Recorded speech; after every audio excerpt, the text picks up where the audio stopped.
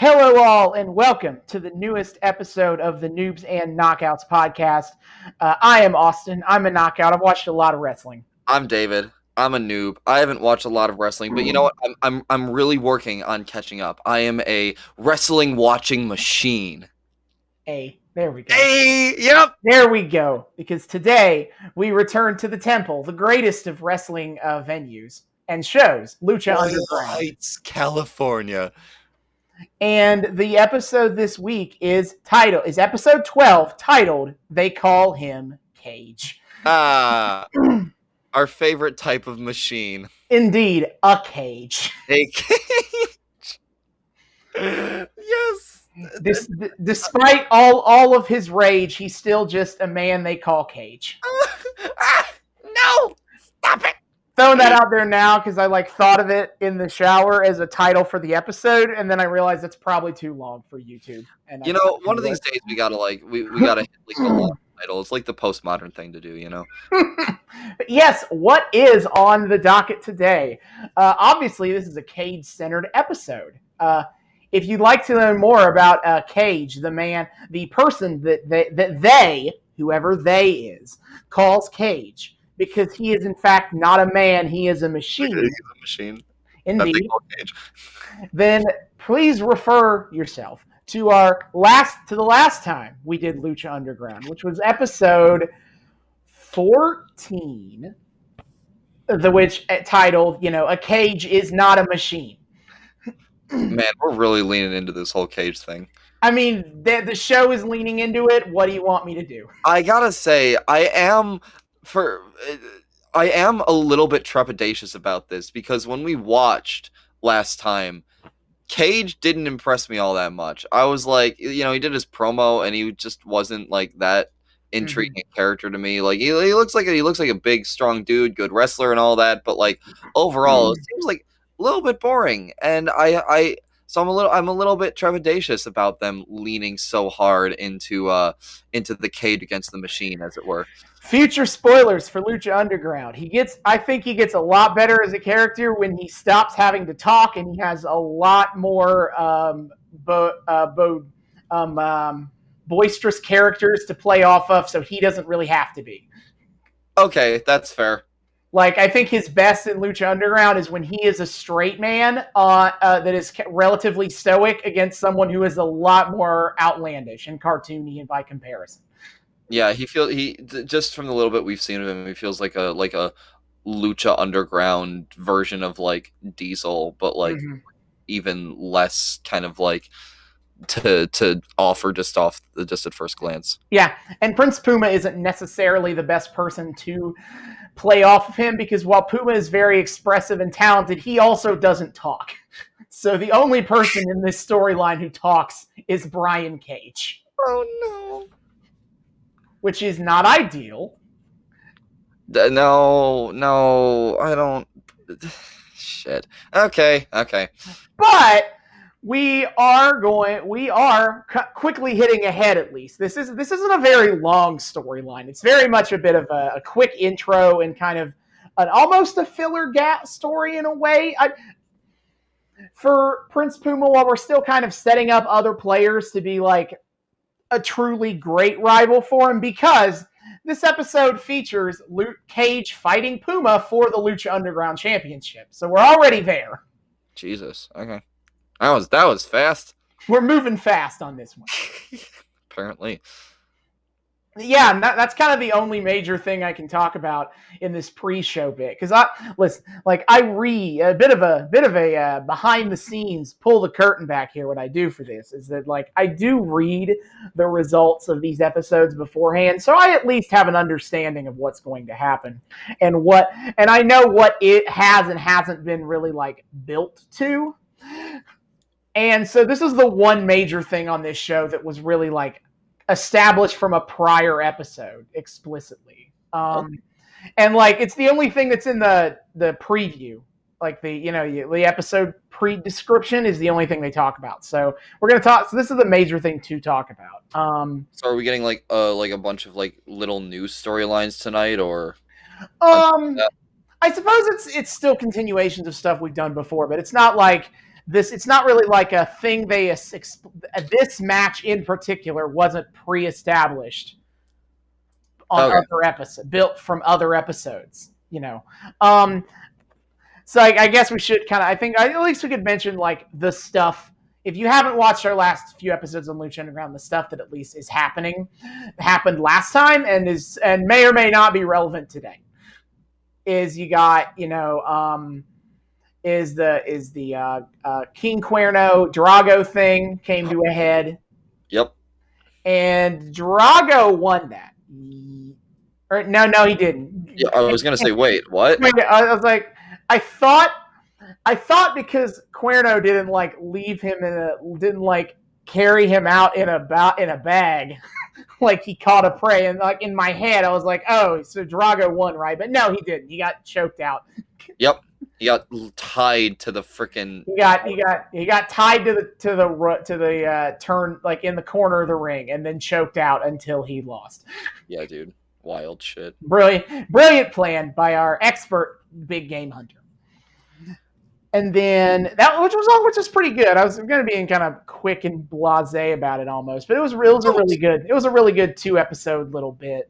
I mean, you can hear us talk about it in our last episode. That was a phenomenal match and a great kind of narrative focus. Yeah, just don't really want to go over it all again. Yeah, of course, no. And then I guess the other biggest thing to talk about is a man got his eye burned out.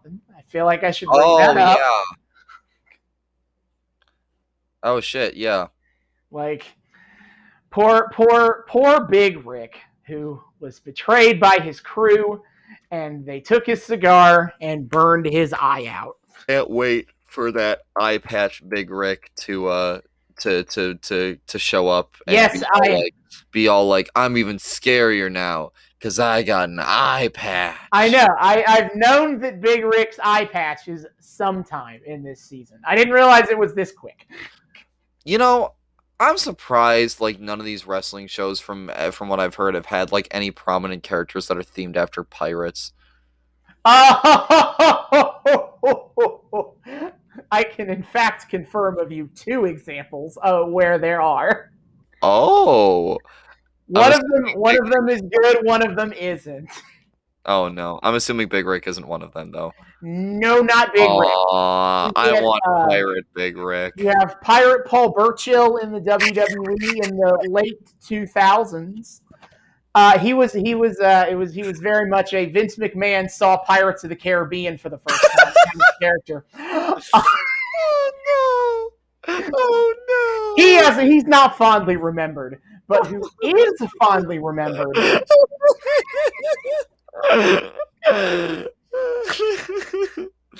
Pirate Paul Burchill is fun in a dumb way, but he's not like good. Okay. But then you also have Kairi Sane, who former WWE wrestler. She retired like last year, and she's a yachting enthusiast, and that is why but at the same time, she shows up with like a traditional all-white pirate gear. She calls herself the Pirate Princess, and when she won the NXT Women's Championship, she came out with a chest full of treasure, and the belt was sitting in the chest. Honestly, I can get on board with that. That seems legit. Like a modern pirate sort of thing, where like it's not like yo ho ho, but like doing crime out on the 7 seas because you can. Yeah, she was like technically it's because she was a yachter, one who races yachts or something. Okay. In real life, but then it's like what's really boring? That's kind of boring. What would be more fun if I leaned into being a pirate? Oh my god! Yeah, I just looked up pictures of Paul Burchill, by the way, and holy shit, he is just like meant to be a Jack Sparrow ripoff. Yeah. No eye patch. Which come to think of it, I will also be like I'll also be interested to see like how Big Rick does fighting with an eye patch on, because that's got to fuck with depth perception a little bit. And if you have people like Sin Cara, who struggled to find his footing, as it were, because of his impaired visuals from his costume, I have to wonder how that'll be for good old Ricky when Yeah, it comes time. yeah. Honestly, like something that is way more common in wrestling history is people having to wrestle with with an eye patch because they come up with storyline reasons for people to have eye injuries, and that it weirds me out that like people are that like they're able to manage with that even though they like only have half of their vision. That sounds like a fucky thing to do to people. Ah, And whatever. then you also consider wrestlers who are like legally blind, and I'm like, okay, Uh, oh? there's a few of those in history who are legally blind. Honestly, good for them. Holy Yeah, shit. good for them. They do a really good job of like working around that. But anyway, we have gone far off the topic. Yeah, sorry. Underground. I completely derailed this. I mean, I was the one who derailed it by deciding to like make sure to understand that no, there are wrestling pirates. But anyway, that is about what we need to cover here for the first front part of this episode. So see you guys in the back half. Yes, And all we right. are back. We have just finished season 1, episode 12 of Lucha Underground. They call him Cage. Damn. Oh, that. I mean, Lucha Underground continues to be awesome. What a shock. I Yeah, I I just we'll let you know when like that's not true. yeah, no, but like, god damn, watching this show just like it makes me so happy. Like this is the one. This is like it. How bought in I am to wrestling stuff kind of goes in tiers. Um, this is like the top tier of like me buying into wrestling. Like I am I don't like get into the same like, criticize everything mode that I do with a lot of like the WWF and WWE that we watch. Like from the get-go, I'm just sucked in every time. This was no exception. This episode didn't even fly to the same heights as something like Aztec Warfare did, but it was still just like god damn. Yes, more of this always please. Yeah, Holy shit. I was unsure going in, having seen the list of matches beforehand. I wasn't totally sure how good this episode was going to be, but I really enjoyed it. Yeah, no. I mean it's just a ton of fun to watch this stuff. Um they're so good at presenting this show in a way that I don't even know. There's just this quality to it. Um where they they find a way to make it so so engaging in its pace and um in the way it presents its story. It's again, it's so funny because I'm sure I've said something like this before, but this is, in terms of like the look, the aesthetic, this is the most artificial looking out of any of the wrestling things we've covered thus far. Like, you know, for it trying to be like this gritty underground fight club, you can really tell that It's very ultimately this highly is a TV stylized set. for your Yeah, gritty underground you fight. can tell this ultimately like a TV set, and the promos and video packages have this like soap opera equality to it.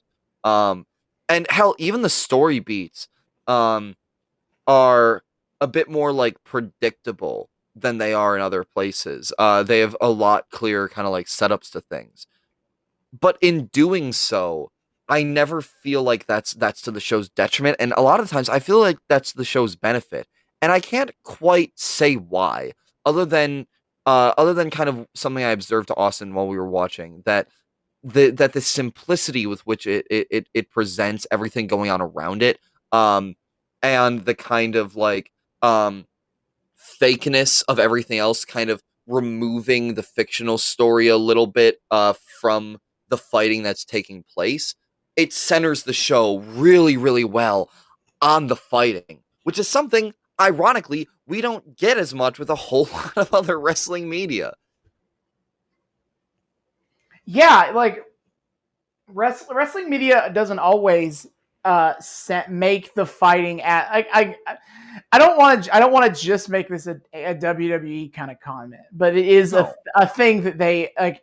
It's a problem of the fact that they have been an industry leader for for almost 40 years, and for a significant portion of the time they were pretty much the only major company. So like anything that you can apply to the industry probably applies to them. Yeah. And yeah, I will say, like, saying that a lot of that is like WWE is the main culprit. They're kind of like the worst at being consistent with like Mhm. how well they frame the fighting as the, the central thing in your fighting company. Yeah, like, and that's something I complain about constantly. Is it like I don't dislike these like insane, crazy storyline beats. Like I like Lucha Underground, which does a lot of insane Mhm. storyline beats. But at the end of the day, I feel like it's a wrestling show should be about the fights at the end of it all. And I think that Lucha Underground does a very good job of it ultimately being about a wrestling match. Yeah. And I mean, I almost think the setup of like this underground fight club is helps so much with that because they focus so much on the business of the fighting and on the it's not like all this weird like interpersonal drama bullshit. Like that's there. Mhm. Um Like but it's all not of it is like all of it some people like sometimes people are just here because they want to get paid to fight. yeah. Not everything requires like this deep interpersonal reason to hate this other guy. The drama springs from the fighting rather than the other way around a lot of the time in Mhm. Lucha Underground, I feel like.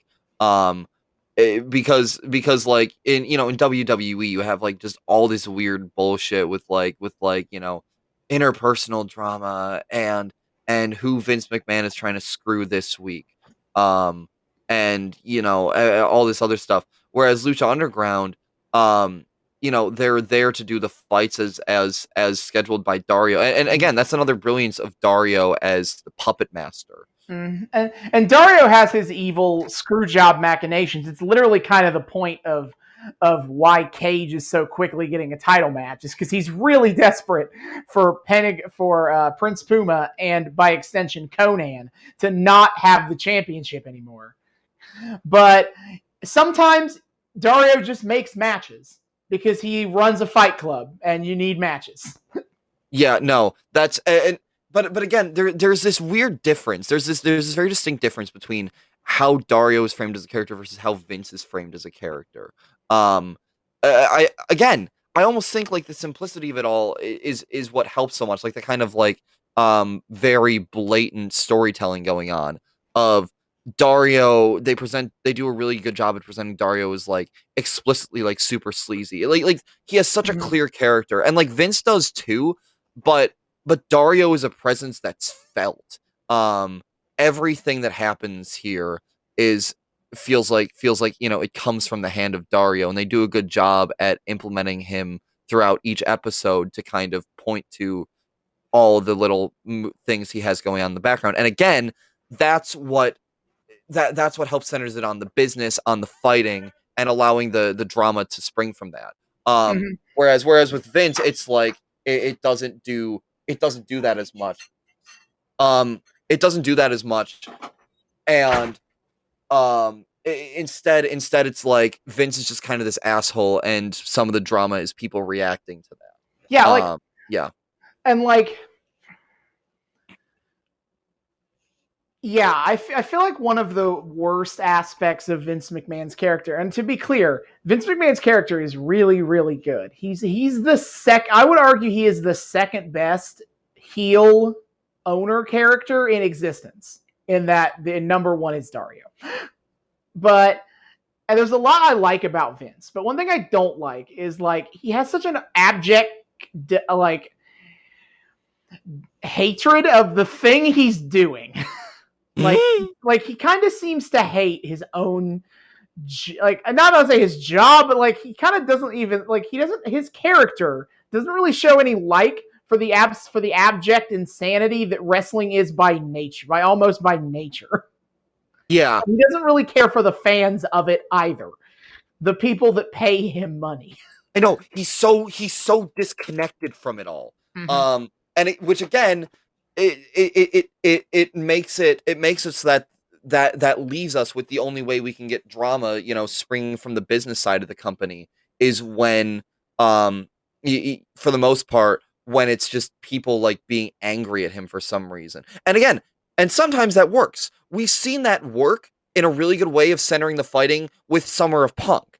The whole CM Punk story is about the business of the show, and that does a really good job at centering the drama back on the fighting. But it's still and not Steve nearly as Austin, consistent as yeah. Lucha.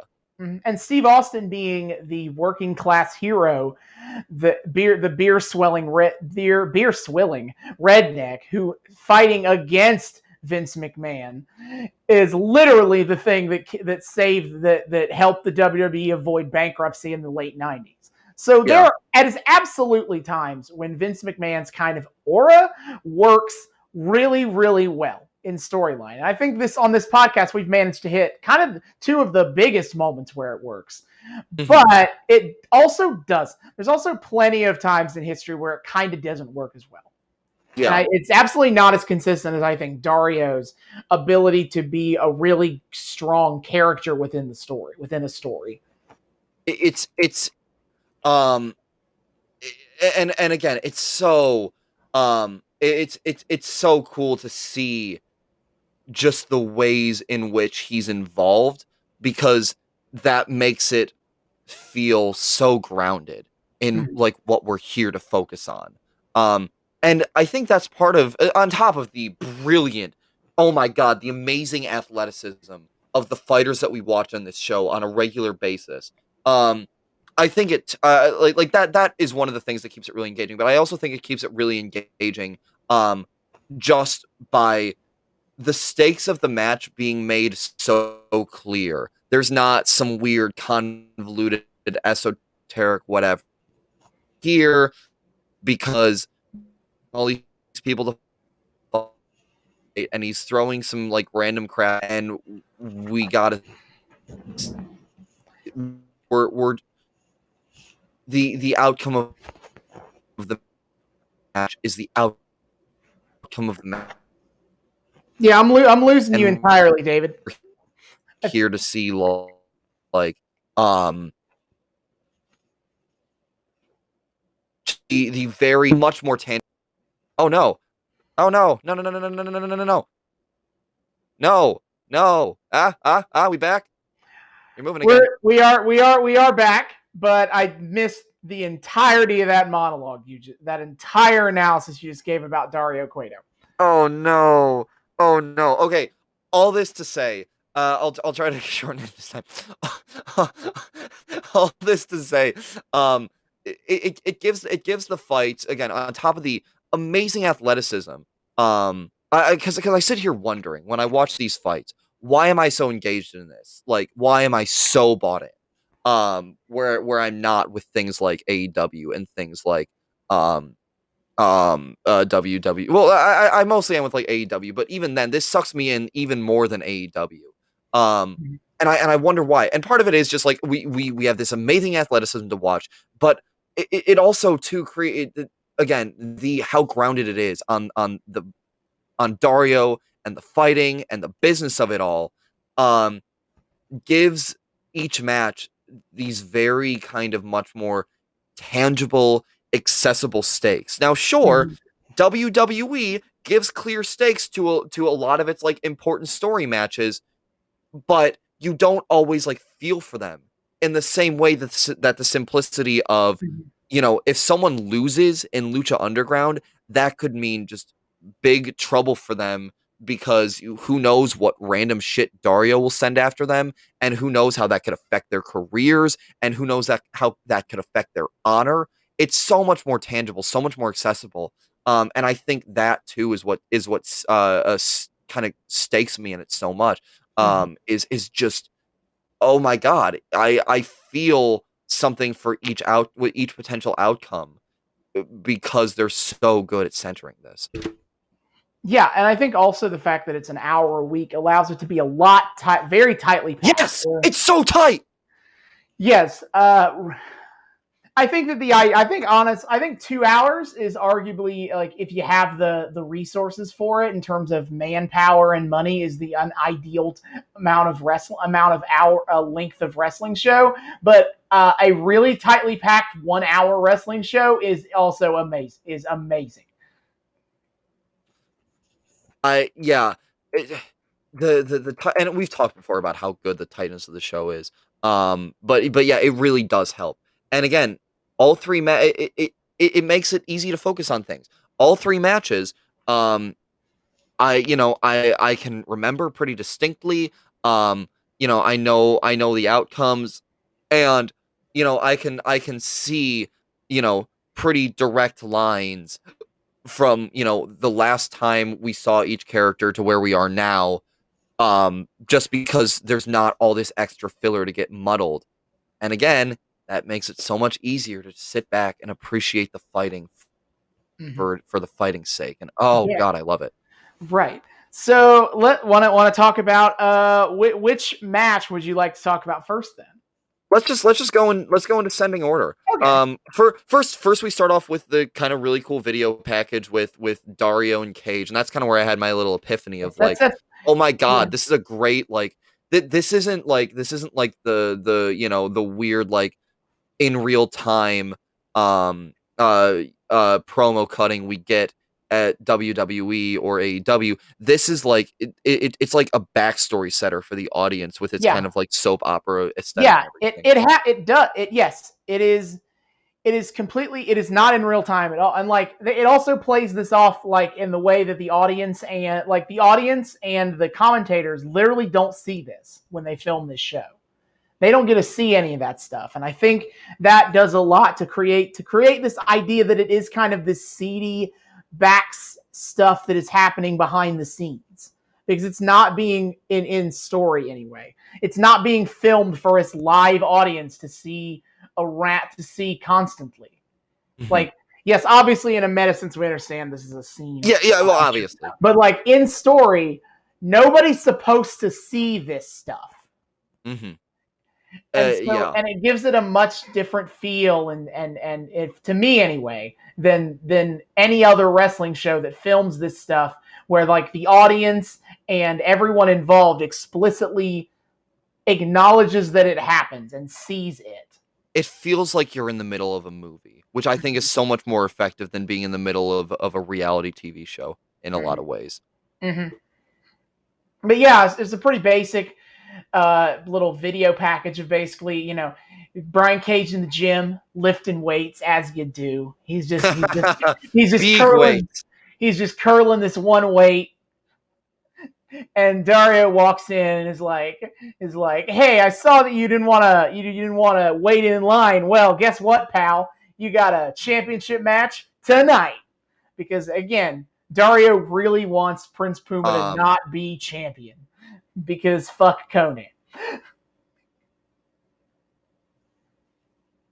Yeah, he's so like it's so cool to just see him in control like that. Just the way he stands there in the back, and Cage just drops the weight to the ground, and it's this great kind of like agreement of like yeah, we're gonna pull some shit tonight. Mm-hmm. And that's the whole thing, yeah.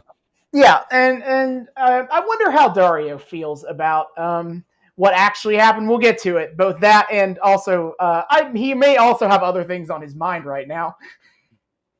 Yeah. Oh well, yeah. We'll talk about it at the end. We'll talk about it at the end. But yes, we do come back to Dario at the end of the show. Yes. But anyway, all the Dario. Our first match is Phoenix and Mil Muertes, which is always fun because they're like forever rivals, and also all their matches are really good. I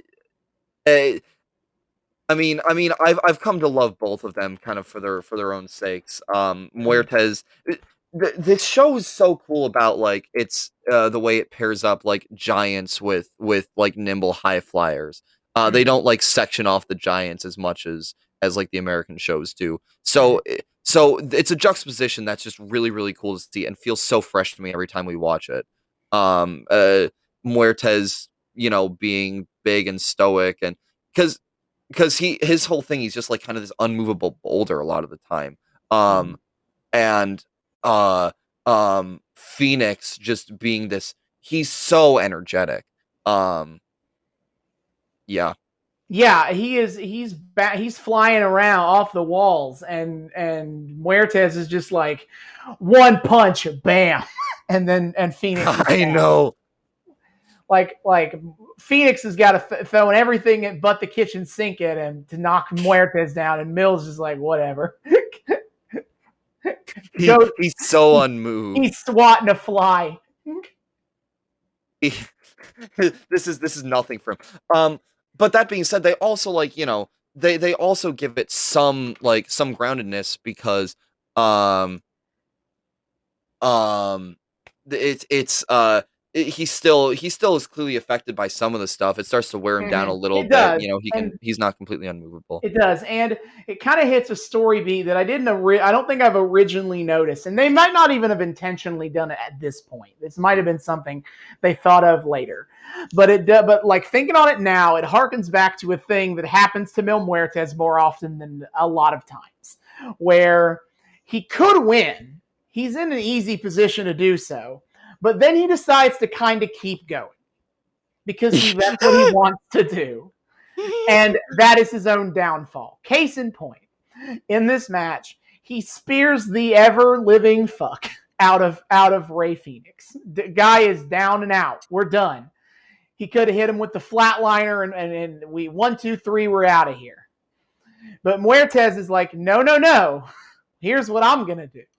He sits Phoenix up on the top rope, and then Mil Muertes goes up to the top rope, and they go for the superplex, which is it's hard to explain a superplex to people who don't know what that is, but it's basically you suplex a guy from the top rope, and he does it, but then, and they explicitly call this out on commentary, like the impact of him doing that is so great, it causes a bounce that gives Phoenix enough momentum to roll himself over on top of Mil Muertes and get him with a flash pin 1, 2, 3.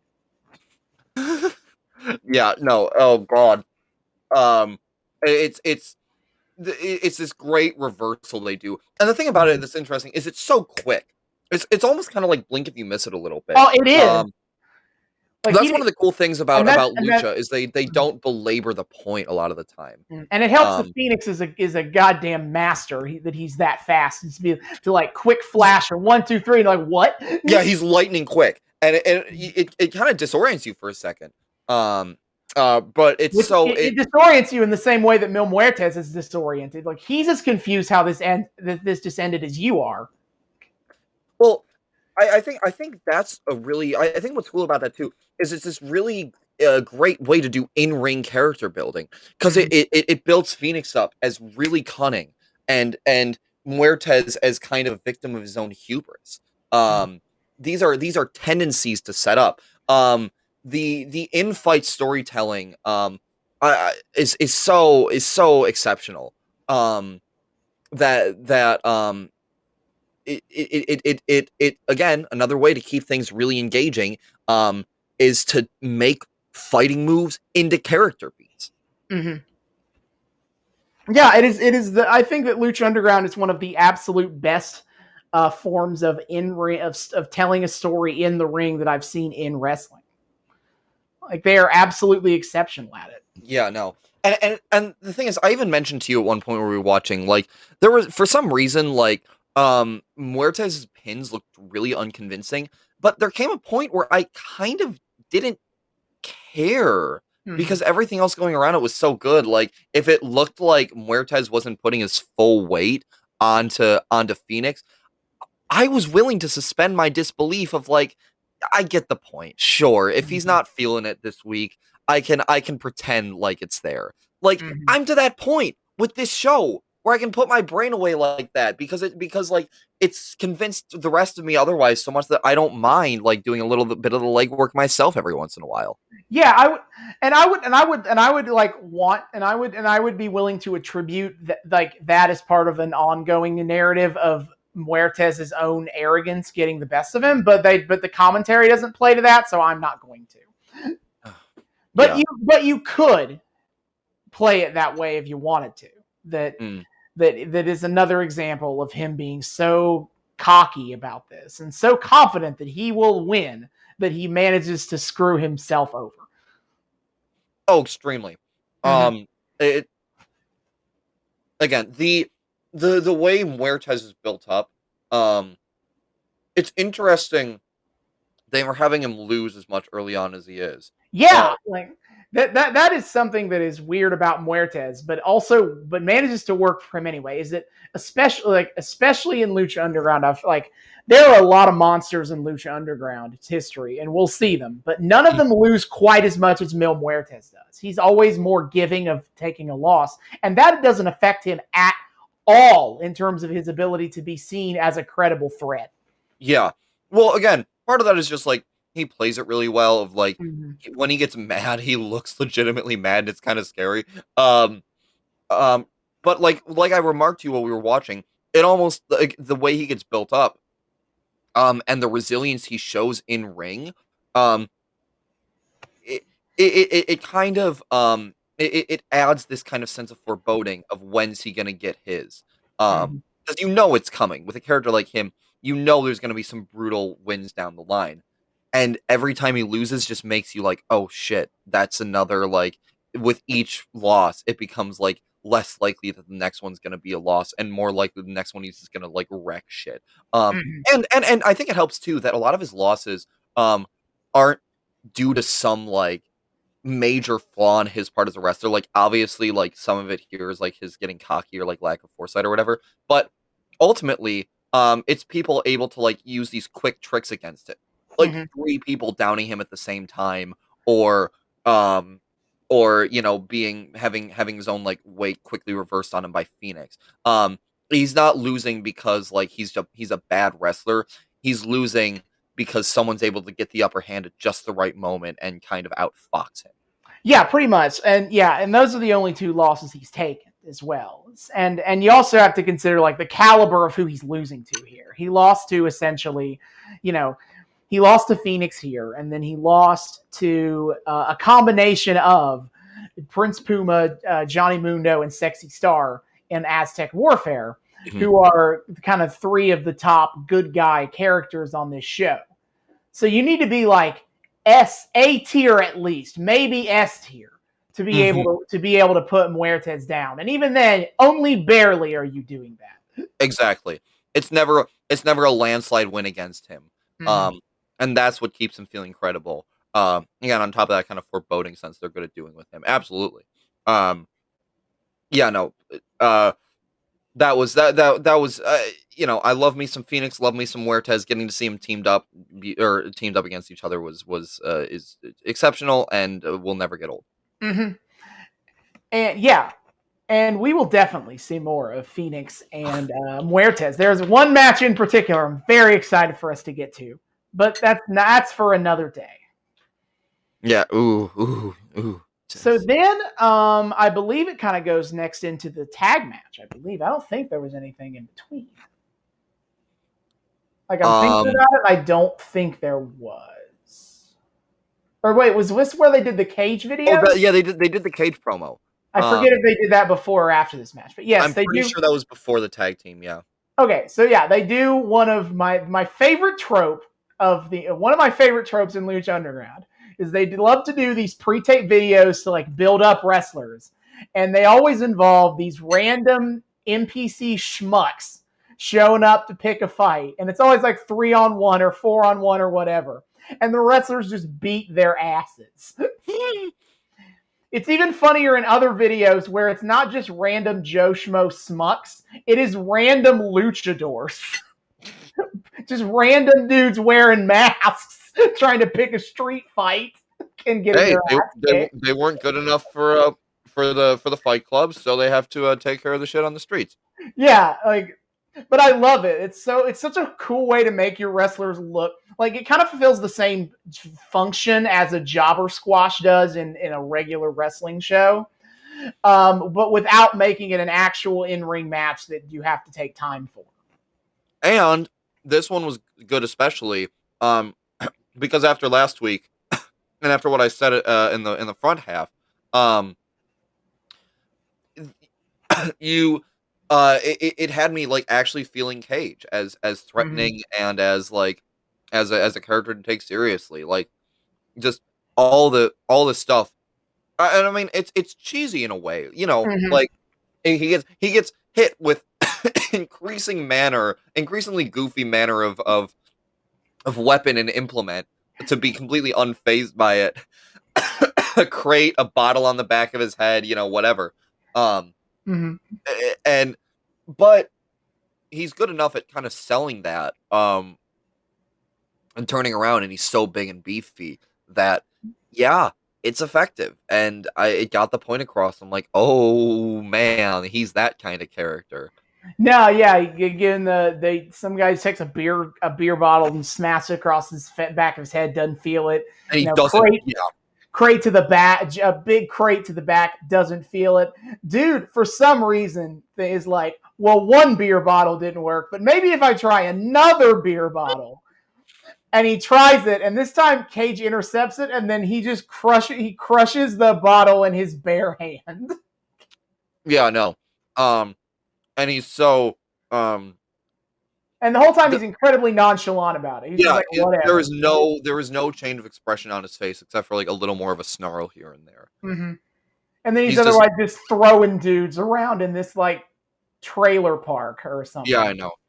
Um, Somewhere where he was throwing tires around before they showed up to pick a fight with this yeah.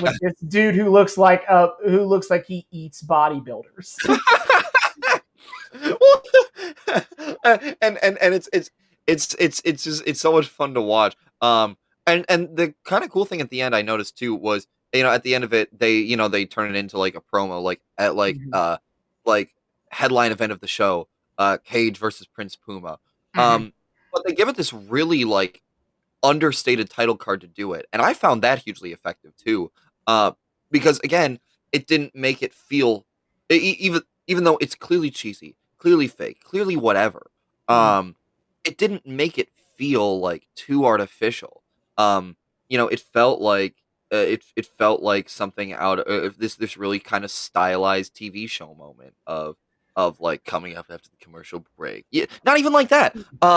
It just did a really good job kind of like making it this anticipatory thing, Mm-hmm. without going too over the top with it. It had just the right amount of like of stylistic absurdity to work. Absolutely. And as I said when we were watching, like they should have just showed this last week as opposed to doing the sit down interview. Yeah, seriously. Because it gets the same point across. Even have him over the top of the background doing like a monologue that says the same shit that he said last week in a monologue over top of this. So Yeah, you literally could have just done this last week and gotten your point across better. and it works so much better, except for the fact I'm already tired of the "I am a machine" motto. Yeah, and unfortunately, that's never going away. In I They might actually be made. I don't think they go this hard. They don't. They don't. I don't think they try this hard to squeeze it in everywhere as they do later. Because right now he's like a star. He's being introduced as a character, so they're like really doing this. mhm. But and I don't think they ever go this hard ever again. But like every time he shows up, they will make some reference to not a man, he's a machine for the Which rest of the show. that's the like one problem with it is like that's where you're like because when he says that and when the show says that, it takes that saying incredibly seriously. But you can't like it loses its punch after the first time or two. Like imagine if every time CM Punk got on a mic, he made a pipe bomb comment. Mm-hmm. It would stop working after like the second time. And even then it would be like, okay, you Mm-hmm. already said this before. Why are you saying this Yeah. again? Like like I get it's a catchphrase, but like this is like the one kind of little creeping thing of Lucha's so good about like about its stylism and like the stuff that it like really leans into is stuff that like it either never takes too seriously or like you've it's kind of like earned your trust to take itself super seriously. But Mhm. like this just feels like edgelordy and like why are we going to repeat this a zillion times? If he'd said it the one time in that promo, it would have worked. And like, you know, repeating it a few times because it's a short enough catchphrase, but like every episode, every time he shows up, and maybe sometimes multiple times per, it loses its luster after a while. Why are we It doing does. this? It does, and I don't think it's going to pick itself back up again until the crowd itself starts getting in on this joke. Which, like, yeah, when you get the crowd, when it turns into a chant, that's fine. Like, that's like the like Mhm. Daniel Bryant yes thing in a way. Yeah, Yeah, once it becomes memeified, it's fine again because again, it loses that like super self-serious edge. yeah, but until then, and I don't know quite when the crowd starts kind of leaning into the "I'm a machine" thing. Probably around the time when this episode starts airing, like after they start taping episodes after they air this stuff, I would imagine that is the case because they don't because the unfortunate thing for the live audience aspect of it is they've never heard any of it. Unfortunately and unfortunately, they have never heard I'm not Yeah, a man, I'm a machine. This has all been done in post production, edited together footage for the show, segments of the show. yeah. So the audience doesn't know the catchphrase, so they can't interact with it at this point in time. Which side note, it's so funny to me like to imagine like going to a Lucha Underground taping because like to an extent that shit's got to be like super short without I any mean, of the I mean, promo I mean, I material. mean, they film like 3, 4 episodes at a time. They do? Yeah, so you're getting multiple episodes when you show up Jesus. for How do tapings. the wrestlers not die? It's tough, you know, but they're very good at conditioning. Yeah, I guess so. Because But you can't tell. yeah, Like at the start of every match, each one of them seems fresh. yeah, it's also super weird from what I've heard. They also didn't even have like intro. The entrance music was also post production, from my understanding. Really?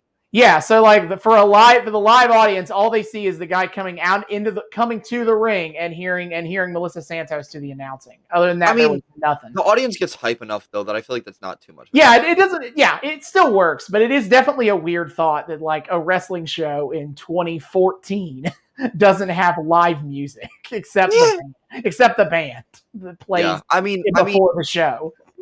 but there's also this I mean similarly though like during the fights like there's this weird like quality to the audience audio that's like it has a varied level. It's Mhm. not the constant like chatter that you see at a like giant stadium WWE taping.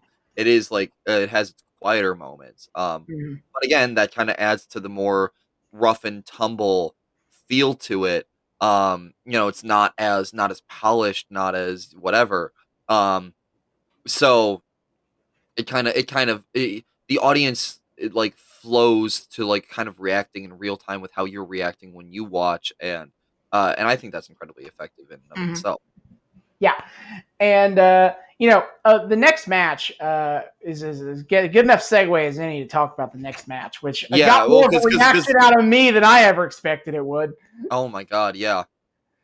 Like they went hard in this. The match is Aerostar, Arhenis, and Superfly, kind of an assortment of random guys who aren't that important, Yeah. versus the Crew. Cisco, although they don't call them that yet, but it's the Crew. Mhm. Mr. Cisco, Cortez Castro, and Bale, the guys who betrayed Big Rick last week. The the mercenary heels that just like are Mm. so easy to hate.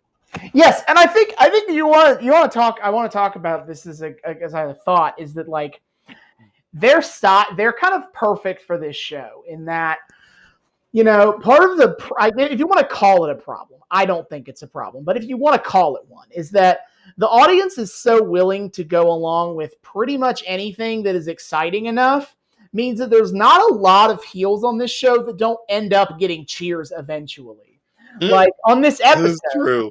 episode, Mil Muertes and Cage, despite taking on Phoenix and Prince Puma respectively, both get cheers. Not a lot. They inevitably, the baby faces get more cheers, but the audience is totally willing to like go along with these giant beefy badasses who do cool stuff.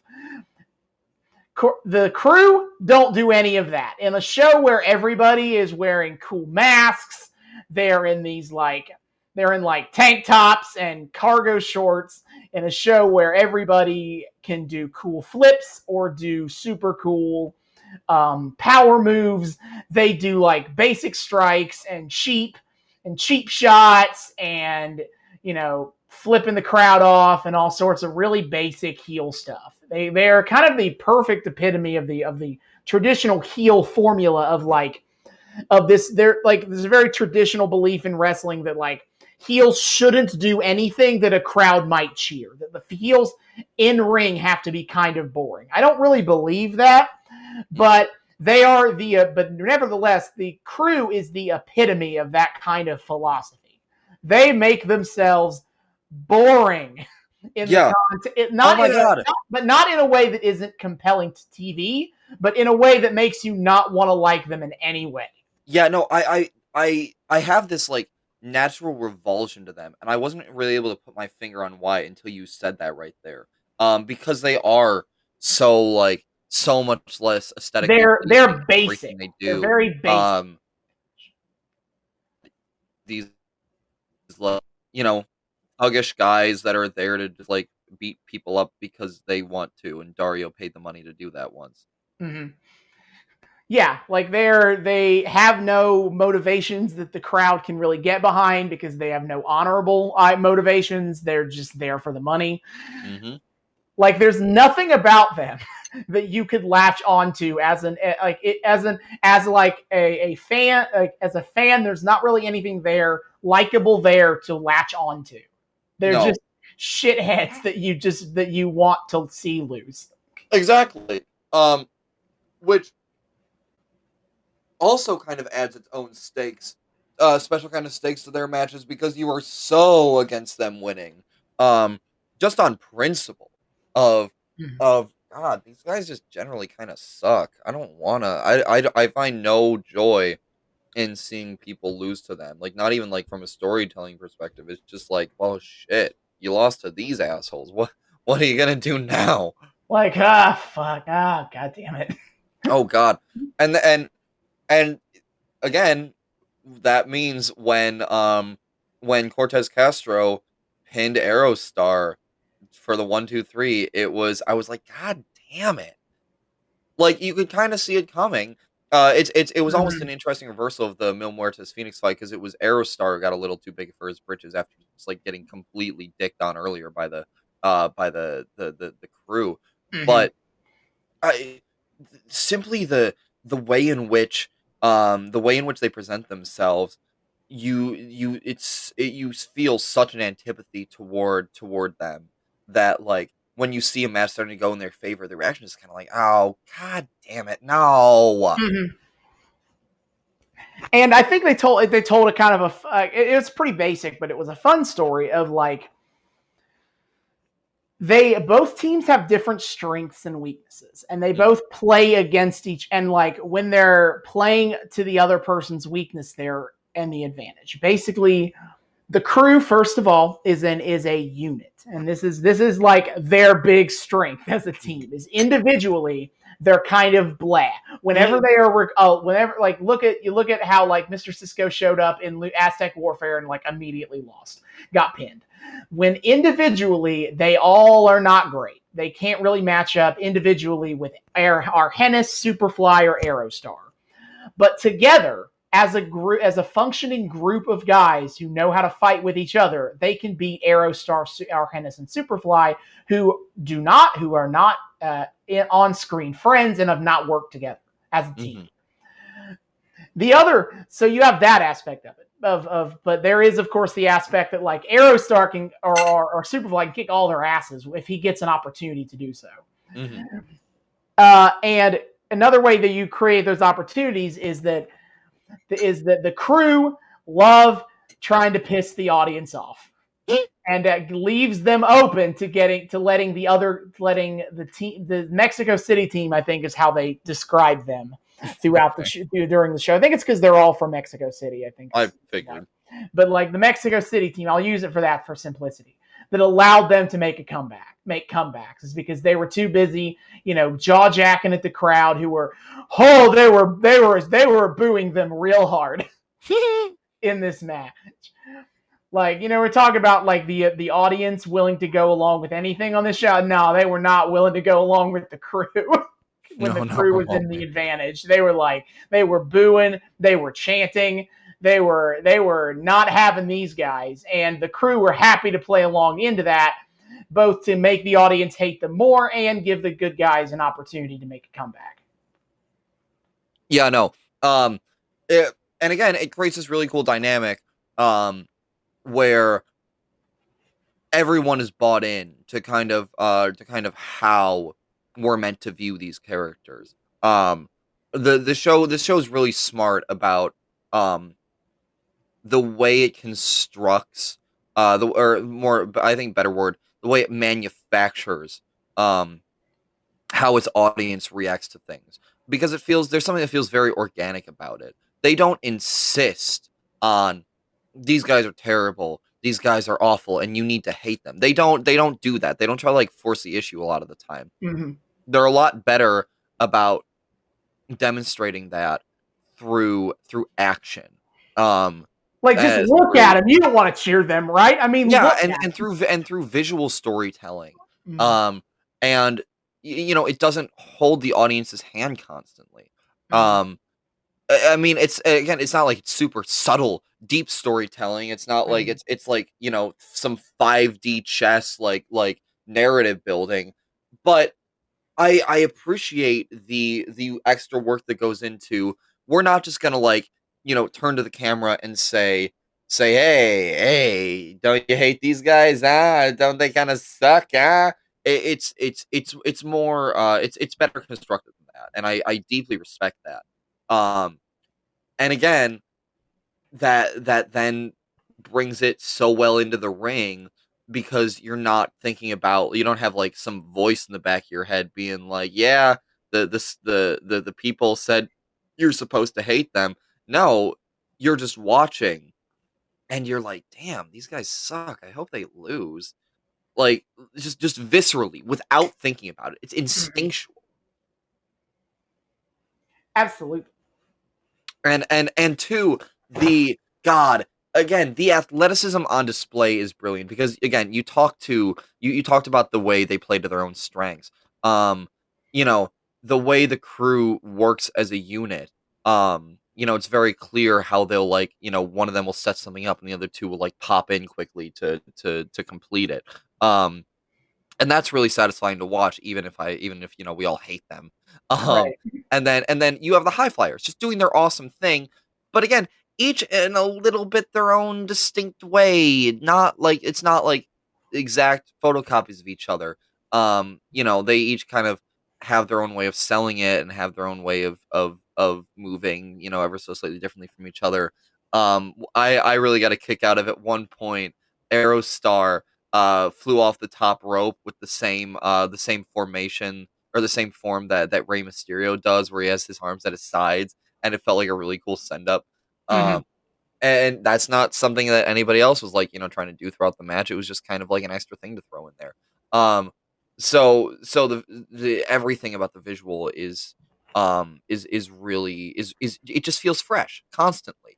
Because they play, both the wrestlers themselves and the writers who I'm sure set the parameters for stuff like this.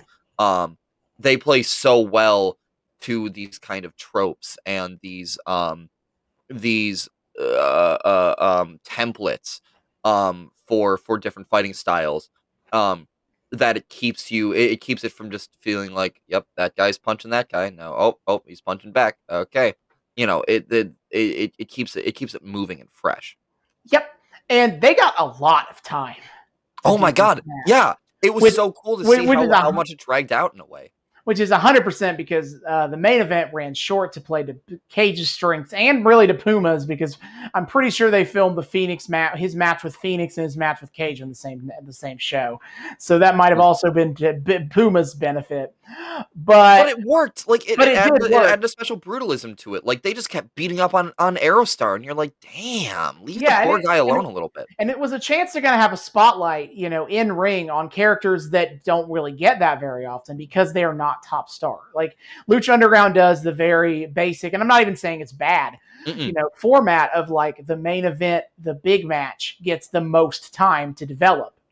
And so the other matches have much shorter times. Phoenix and Mil Muertes was relatively short, despite them both being pretty big name characters in their own right, but they weren't the main event. So tonight they're not getting like half an hour. But because they run this show's main event shorter, you get these characters who have not gotten to show off as much in Mm-hmm. ring, getting to show more of what they can do on a longer period of time. Yeah, it shakes up its own formula, and even if it's Mm-hmm. born out of necessity, it ends up being a strength of the show, um, because it keeps it from feeling like so abjectly formulaic.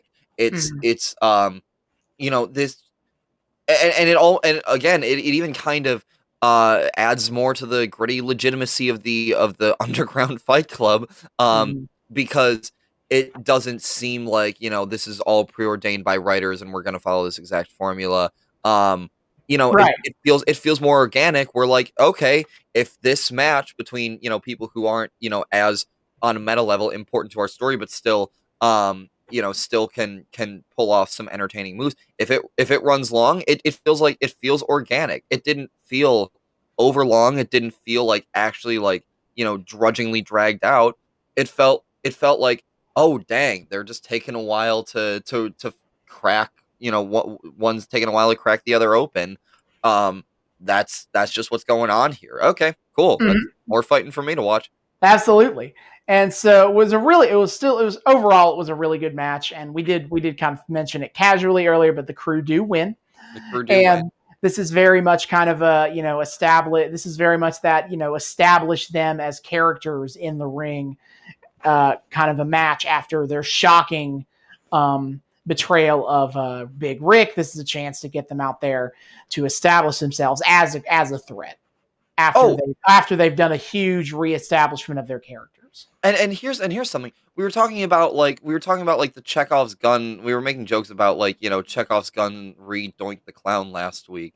Um but like this week, the early on in that match they did a really good job. Early on in the episode they showed again, them jabbing Burning out out big Rick's burning eye. out Big Rick's eye. But early on in the match, they one of the announcers mentions, Big Rick said, if they come to his, if he encounters them, stay out of the way or whatever. They drop this casual mention, and they don't insist on it. They don't keep bringing it up, and But there's nothing that like really pays it off in this match, but it kind of plants the seed in the back of your mind of, oh yeah, these guys are striking out on their own now, but Rick will be Rick back. will be back. Guy may have lost an eye, but that's not like a, well, I guess I can't fight anymore kind Yeah, of a thing. He'll be back, it it, and it when he feels does, it beware. feels yeah, yeah. Oh my god. And it is kind of like intimidating, because for a moment it set me on edge, like, oh crap, is Rick gonna come out during this match? But he didn't. But because they're mentioning it, and because they're replaying that video, he's gonna come back at some point. And this show has proven itself time and time again that it's smart enough to not like show its hand, way too early. It has the self-restraint to let something Mhm. drag out until like they find just the right moment to throw it back in and surprise everybody and really deliver something, a spectacular uh spectacle, by completing a story arc. Mhm. And so that covers that, and then we get the sit down interview with Oh god. Puma and Conan and Vampiro, which was a whole lot of. Now I enjoy it. I think like it was kind of interesting little. It was an interesting little segment I with a mean, lot. the character beats were basic, because what goes on in this Mhm. interview is, Vampiro sits down with Puma and Conan, mostly just because like Conan has attached himself surgically at the hip to Puma at this point. Mhm. Um, Like a leech. like a total leech. But that we'll get into that. And Vampiro's saying you got this match coming up against Cage. How do you feel about it? People say you're kind of like this flash in the pan. Do you think you have staying power? Do you think you can really continue to prove yourself, or is this You kind of know, one time thing? really basic questions for Puma. Yeah, and every time and Puma kind of starts to like open his mouth and raise his arm up a little, and then Conan. Conan, yeah, I got it like right at the end there. Conan kind of goes, he puts his hand on Puma's and then starts talking for him, like, shut up and let me shut up, dummy. This is my time. Mhm. It helps to confirm again basic storytelling, very obvious what they're going for, but it still is satisfying because it helps confirm kind of what they do more subtly hint at earlier, which is Conan's got this complex. He's kind of this ruthless coach character. It kind of feels to an extent like he's very much trying to live his life vicariously through Puma's, and this just very explicitly confirms that fact of Yeah. Conan's completely in control of what Puma does. Um, and this is going to have to come to a reckoning at some point. Yeah, and you get him like in this interview, they bring up the 2 weeks ago, like Brian Cage laid you out, man. And like Conan interjects and blames Puma for it.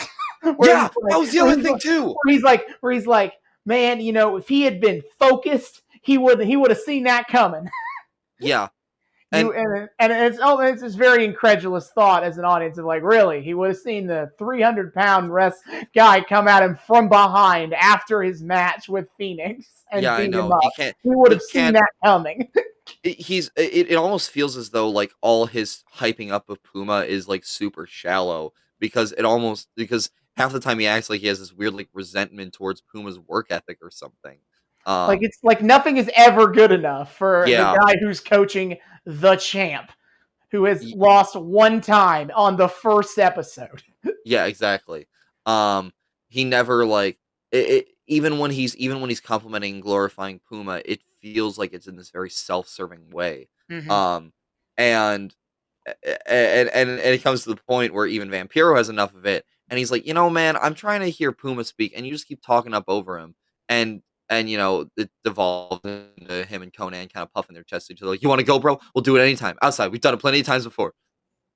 Yeah, like Conan and Vampiro were big wrestling stars in Mexico at the exact same time, so they have fought plenty of time, which was the mid to late '90s. So they fought plenty of times before, But and all this kind of lends itself to building Conan up as almost this very sinister figure. He's technically on the side of a baby face, but there's something about him that's off. That drive he has is so intense. It's so it borders on scary, and it it, it again it makes you wonder like this is gonna come to a head at some point, isn't it? How is that gonna manifest? Is it gonna be like, he just spirals and drags Puma down with him? Do he and Puma break up and like start feuding in some way, and like he gets like some sort of like anti Puma, or like, or is it gonna be like, something happens that he learns his lesson? I don't know, but this is gonna come to a head at some point, and you can feel that tension without again for the most part, without the show insisting on that tension being there. It's so good at displaying it. Mhm. And so after that, we hit our main event. Yep. Cage versus Puma, Prince Puma for the Lucha Underground Championship. Again, it runs short, which I think works to its benefit of allowing it to kind of feel like this like sprint of a car crash. Mm. Oh God. Um, And and of course Conan ringside. yeah, Naturally. he is there.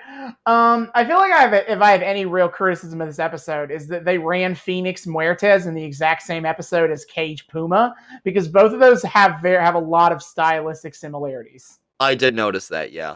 And I it's was like, like okay, little theory. I don't know if I would have done that but I mean it works well enough for us. I think especially the aftermath stuff works really well for making that feel different. But yeah, Cage and Puma have a very similar match. It's very much in the same vein of like Puma's trying everything he can, man. But Brian Cage is a freak. He's a freak, and he's angry, and he's determined. Yep. And it's that anger that does him in, because as much as he is throwing everything at Puma, Puma is still, the heart has the most heart of all the wrestlers. And so he's not giving up. He's not just losing. And Brian Cage is becoming increasingly frustrated about this. Yeah, no. The rage that kind of builds up in his eyes and his roided out fucking body is you can tell he's like getting more manic and more furious in how he Mm-hmm. goes. Again, it does a great job of kind of setting you on edge. And what was interesting for me too was, you know, they did a good job at setting up you know, Conan talks so much and blah blah blah blah blah, and he's sort of in control of Puma. And as soon as you see him come ringside, you know that's going to come back to bite him in some way during this match. Of he's going to like talk to Puma in some way, and it'll distract Puma or whatever, and it'll let Conan get the other upper hand. But they don't make that the explicit downfall of Puma. If they wanted to Mm-hmm. go less subtle with it, they could just be like, um, Conan distracts him one too many times, and Cage gets the pin. But that's not what ends up happening. They point, it happens at certain points, and the announcers point it out, and they're like, "God damn, Conan needs to like chill out a little bit." Like, dude, trust that your man it's got this. Yeah, but it still comes to its own unique conclusion. I thought for sure this was going to end with death at the hands of the machine, because Conan couldn't keep his mouth shut. But they utilize that, but they didn't make that the end all be all of the match, and I appreciate that too. There's Mm-hmm. more than one moving piece here. Yeah, the end all be all is Cage eventually gets fed up enough that he pushes at the ref, and the ref is like, "Hey man, don't do that. That's Yeah. against the Well, rules." what was really cool too, the reason he pushes against the ref, again, speaking to the physical innovativeness of this show, um, is Puma's climbing up to the top rope, and Cage very deliberately pushes the ref into the ropes to knock Puma down. So he's Mm-hmm. frustrated, and he's taking out his frustration, but he's still doing it in a way that's like super like clever and devious and constructive to the fight, and shows just how driven he is. Again, it's not the very obvious like, oh, he gets frustrated so he gets sloppy and loses. No, he gets frustrated so he takes the desperate measures to try to get the upper hand again, and kind of succeeds. Right, but then that also has the downfall of the ref being like, "Hey, what the hell, man?" Yeah. And then eventually, and then it just leads to, Cage decides to be like, "Oh, fuck it," and then just kicks Prince Puma square in the nuts, and that is a disqualification, sir. That's a DQ. Yeah. And so Prince Puma wins, but not because he did anything. Yeah. Which is interesting, because again, you're waiting for like the mighty Puma to fall, but here he still won, but it was cheap and kind of unearned in a way. Like, he still clearly put up the best fight he could, but Right. he was But angling he to didn't win. lose. He didn't beat Cage. Cage Yeah. beat himself. So again, instead of the show playing its hand early, it starts to kind of let things seep in. The cracks are kind of starting to show. The fallout is on its way, but it's not quite here yet. We're kind of still building up to that. Yeah. But in the meanwhile, Prince Puma is without a title belt now. And if that doesn't make sense to you, it's because after the match, Cage is going to still be mad. And so first Conan he tries to beat up Puma some more. And this makes Conan get into the ring. And I respect his willingness to pick a fight with Cage, but it works as well as you think it does. He breaks his cane over Cage's back, and then Cage hits Conan with the title belt. That Conan goes to do some blading, so he's bleeding to end the show. And then Cage just like takes the title belt and rips it in half. Yeah. Oh my god. Yeah.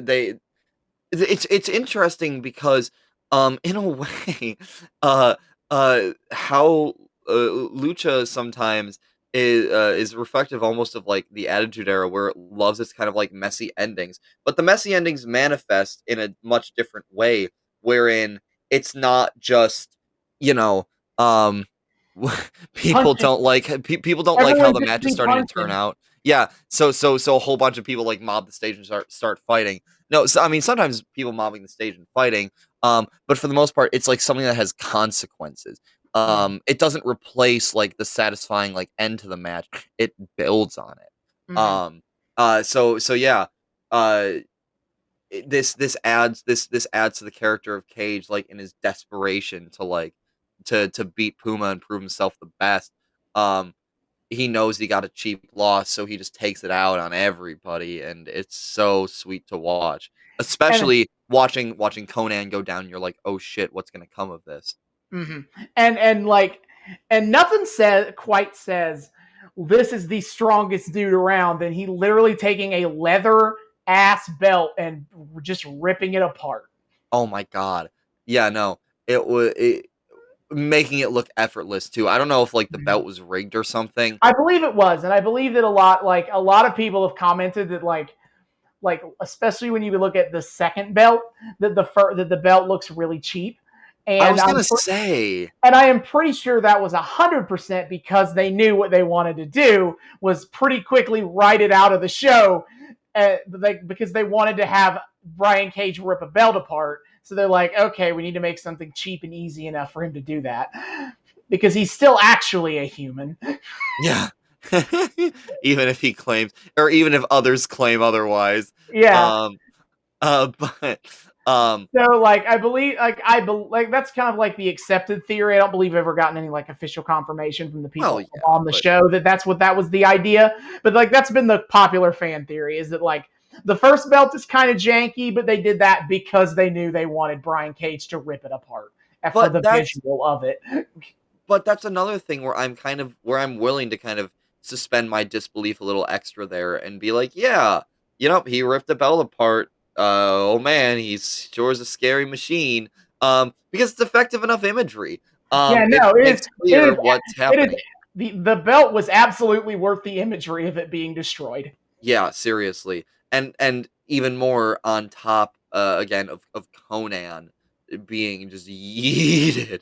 Um because he was this like loose cannon variable already, and now this happened, and you have no idea how a character like him is going to end up responding to Mm-hmm. this. Um so it throws another wrench in everything and adds another variable, Mm-hmm. another bit of uncertainty that just keeps you like on edge of god, what's gonna happen? He's either gonna like come back with a crazy vengeance, or Puma's gonna be on his own. And can Puma handle himself on his own? Mm-hmm. I don't know. Oh my Poor, god, poor, I'm poor, so invested. poor Puma in the gym the next day. Conan's gonna be so on him about this. Well, okay, if Conan's not You like let me hospitalized. from the hospital. He's gonna be like, you let me get put in the hospital, Puma. Twice as many reps. Yeah, I know. He seems like the type to be like that. Like, blame his protege for his own dumb idea. Yep, I think that fits him. Yeah. And again, it the show um with that, more, organic storytelling, that we can sit here and theorize about that because we've seen stuff like that happen, and we have such a clear picture of what Conan is as a person, that we can see him outside of the confines of the TV show behaving in certain ways that are very clearly consistent with the character they've set up for him.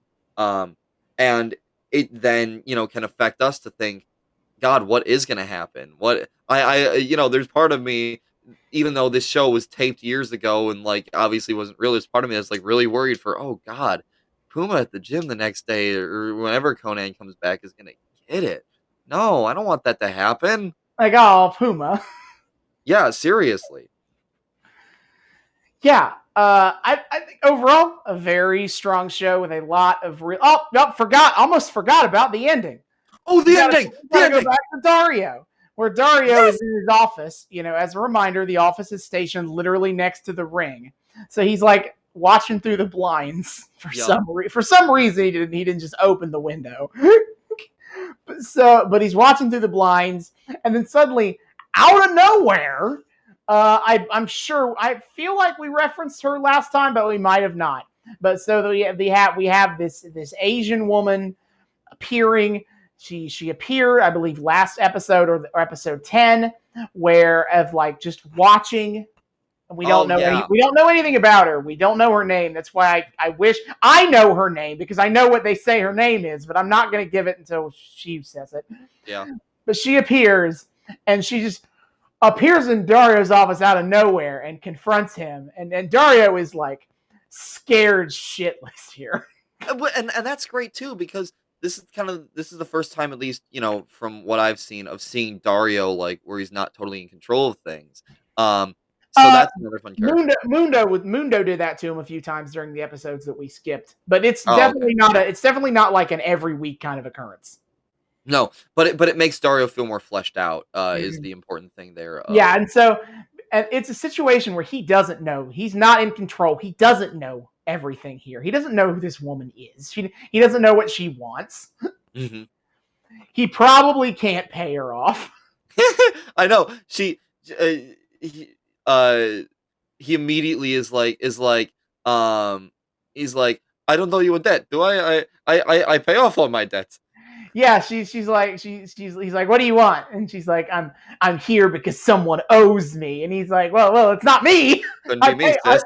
I pay all my debts. The look he has on his face when he says that is so great. He's like, Yeah, he looks like a little bit relieved. He's like, oh, well, I don't know. I know. And so she's like, no, I know that the guy I'm looking for is in this temple. And he's like, well, I mean, any information, like who are you? And Willing to sell out any of his own wrestlers for yeah, his own easy, safety. easy peasy. He's fine. Yeah, of course. What's one wrestler for his own hide? And so she doesn't answer as to what her name is. So again, not going to reference it here. But she does say who she's looking for. Matanza. And Dario's like, nope, don't know who that is, but feel free to look around anywhere you want. And she's gone as quick as she Mhm. arrived. Yep. And so we kind of end on a shot of Dario just kind of like watching Oh her shit. go and being like, oh man. Which, one kind of final note on that, to circle around to what I was talking about earlier, I think this is another brilliant stroke of stakes building. Because look, Dario's a psychopath who will do anything for his own like sense of like glory and fun, whatever else. Um, and he controls the strings, and he's willing to do all manner of awful things to the people that like contract for him, just because he can. Mhm. Um, but even in that very unsafe working environment, there's still a little bit of safety in having one man at the top pulling all the strings, and it's all kind of confined to the happenings inside the temple. But now we got someone from the outside coming in, somebody who can scare Dario, somebody who Dario isn't the puppet master of, and so we can it takes away that final little safety blanket of, oh, there are machinations outside of this, and they can come in to bite us at any time. Yep. It's not as simple as like it's all going through Dario. No. Dario's one man, and he's pretty apparent. It's pretty easy to read Dario. Yeah, he doesn't hide his emotions. No, but now we got other outside in forces come into this place. It's so good. It's again, I'm so excited to see where we go from here, because the show just keeps building up to more and more, and each passing episode, a new kind of little bit of stakes are added. Mm-hmm. Um, and No, no, and you know it's all going to come to Lucha something. Underground loved this larger scale story that they end up telling. It's all going to come to a head at some point. You know it's all going to come to a head at some point, and it feels the most kind of like consummate of all the like large arcs we've seen of anything so far. it just seems like at some point all of this is going to explode at the same time, and who knows what the hell will happen. Mm-hmm. Definitely. So as I was saying before I forgot this part, is really solid show with a lot of really good story beats. Another great week for Lucha Underground. Oh my god, I love this show. Mm-hmm. Absolutely. So next time, we return to the Attitude Era. Ooh. Where the last episode was the first episode after the Royal Rumble. Stone Cold is the next challenger for Shawn Michaels. We're going to skip ahead now to the first episode after WrestleMania. Because at WrestleMania, Stone Cold Steve Austin beat Shawn Michaels for the WWE Championship. Shawn Michaels is now going to go not quite quietly into retirement due to that back injury, and the Austin era has begun. Oh damn! Oh, I bet you love that one, buddy. All right. Alrighty. Alrighty, David, you got to hit the plugs. Yes, sir. Alrighty. My friends, my wonderful, wonderful amigos, thank you all so much for joining us for yet another week of the Noobs and Knockouts podcast. If this is your first time listening to us, welcome. We're so happy to have you. We hope you enjoyed yourself, and we hope you would like to continue enjoying yourself with us week after week. If you would like to do so, and you're currently unsure of how to do that, well, I'm going to tell you. First of all, you may follow us on YouTube. We are the Noobs and Knockouts podcast. Give us a good old subscribe, ring that bell, all that good stuff. Get updated every time we upload a brand new episode of our podcast. You can also find us on all the best places to find podcasts, which is to say Spotify, Apple, and Google. Follow us, download us, give us rates and reviews, just anything to engage with us and tell us, in some way or other, what you think of the show. Are we doing good? Can we do stuff to improve? Your ratings only tell us. We'd really appreciate some good 5 stars though. Ooh, get the word out there. We're pretty great, gotta say. You can also find us on some socials. We are on Twitter at Noobs and Knox Pod. That's Noobs, letter N, Knox Pod. Austin's taken to tweeting, live tweeting his weekly wrestling watching, and it's always very entertaining. He's hitting some good memes. It's a lot of fun. Yes, I think I'll take over the plug here for a minute to talk about that. Starting this past week, after a very successful tweet about from AEW about AEW 2 weeks ago, this week now I am live tweeting wrestling. What wrestling am I watching? Am I live tweeting, and where can you watch along with me? Good question, hypothetical person. Is on Tuesdays at 8 p.m. Eastern Time, we are going to be watching Impact Wrestling. It is live on Axis TV. But if you don't know where that is, because nobody does, you can watch them live for free on Impact Wrestling's twitch.tv channel. It is awesome. And then on Wednesday nights, we are going to be watching AEW Dynamite live on TNT, 8 p.m. Eastern Time. We've covered one of the episodes on this podcast, but it's my favorite weekly wrestling show. So we're going to be live tweeting that. I had a heck of a lot of fun this past week. This is my first week doing the live stuff. It was a lot of fun and would love for you to join along with me. As for other wrestling stuff, I will be willing to do. I do not watch WWE consistently enough anymore for me to really want to do that. And I love Japanese wrestling, but I don't watch it live because I live in America. There's time zones. So I don't watch that live, so I'm not going to live tweet that. But WWE does do monthly pay-per-view shows. I will probably live tweet those. The next one of those up is the next Sunday, March 21st, is WWE Fastlane, their last pay-per-view before WrestleMania. I will definitely be live tweet. I will live tweet that. And so join us at the Noobs and Knockouts official Twitter to follow me along with that. Watch along. Watch along. Yeah, absolutely. Mhm. We also have an email address. If you'd like to get in contact with us that way, you can contact us at noobs and knockouts pod.com. That is with the word and this time rather than the letter N. Let us know what you think of the show. Give us feedback, give us requests, anything of that sort. We love